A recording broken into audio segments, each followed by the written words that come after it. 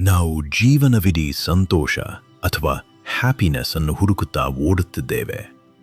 ಆದರೆ ಬುದ್ಧರು ಹೇಳಿದ್ದು ಒಂದೇ ಮಾತು: ನಿಲ್ಲಿಸಿ. ನಿಮಗೆ ಆಶ್ಚರ್ಯವಾಗಬಹುದು, ಆದರೆ ಧಮ್ಮಚಕ್ಕಪವತ್ತನ ಸುತ್ತದಲ್ಲಿ ಬುದ್ಧರು ಒಂದು ಕಟು ಸತ್ಯವನ್ನು ತಿಳಿಸಿಕೊಟ್ಟಿದ್ದಾರೆ. ಸಂತೋಷವನ್ನು ಹುಡುಕುವುದು ಬಾಯಾರಿದವನು ಉಪ್ಪು ನೀರನ್ನು ಕುಡಿದಂತೆ. ಕುಡಿದಷ್ಟು ಬಾಯಾರಿಕೆ ಹೆಚ್ಚಾಗುತ್ತದೆ.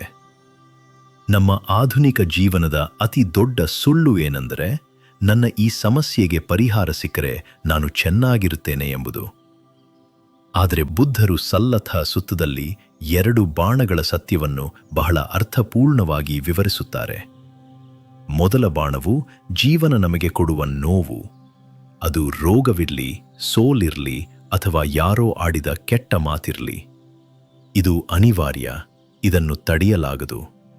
ಆದರೆ ನಮಗೆ ನಾವೇ ಚುಚ್ಚಿಕೊಳ್ಳುವ 2ನೇ ಬಾಣವಿದೆ.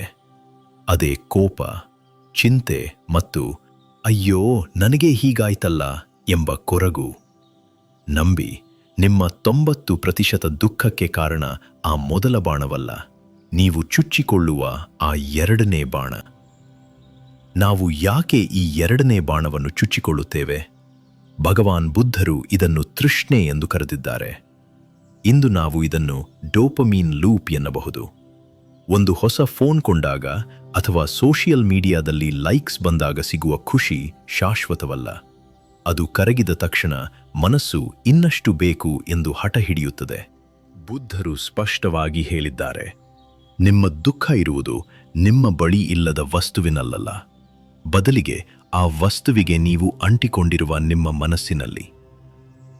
ನಾವು ಬೆಂಕಿಯನ್ನು ನಂದಿಸಲು ಅದರ ಮೇಲೆಯೇ ಎಣ್ಣೆ ಸುರಿಯುತ್ತಿದ್ದೇವೆ. ಆ ಎಣ್ಣೆಯೇ ನಮ್ಮ ಆಸೆಗಳು. ಹಾಗಾದರೆ ಈಗಲೇ ನೀವು ಮಾಡಬೇಕಾದದ್ದು ಏನು? ಇದಕ್ಕಾಗಿ ಬುದ್ಧರು ವಿತಕ್ಕ ಸಂಠಾನ ಸುತ್ತದಲ್ಲಿ ಒಂದು ಅದ್ಭುತವಾದ ಮಾರ್ಗವನ್ನು ನೀಡಿದ್ದಾರೆ. ಮರಗೆಲಸದವನು ಒಂದು ಕೆಟ್ಟ ಗೂಟವನ್ನು ತೆಗೆಯಲು ಒಳ್ಳೆಯ ಗೂಟವನ್ನು ಬಡಿದು ಹಳೆಯದನ್ನು ಹೊರಹಾಕುತ್ತಾನೆ. ಹಾಗೆಯೇ ನಿಮ್ಮ ಮನಸ್ಸಿನಲ್ಲಿ ಕೆಟ್ಟ ಆಲೋಚನೆ ಬಂದಾಗ ತಕ್ಷಣ ಅದರ ಜಾಗದಲ್ಲಿ ಒಂದು ಕೃತಜ್ಞತೆಯ ಆಲೋಚನೆಯನ್ನು ತನ್ನಿ. ಕೋಪ ಬಂದಾಗ ಕರುಣೆಯನ್ನು ತನ್ನಿ. ಅಸೂಯೆ ಬಂದಾಗ ಮೈತ್ರಿಯನ್ನು ತನ್ನಿ.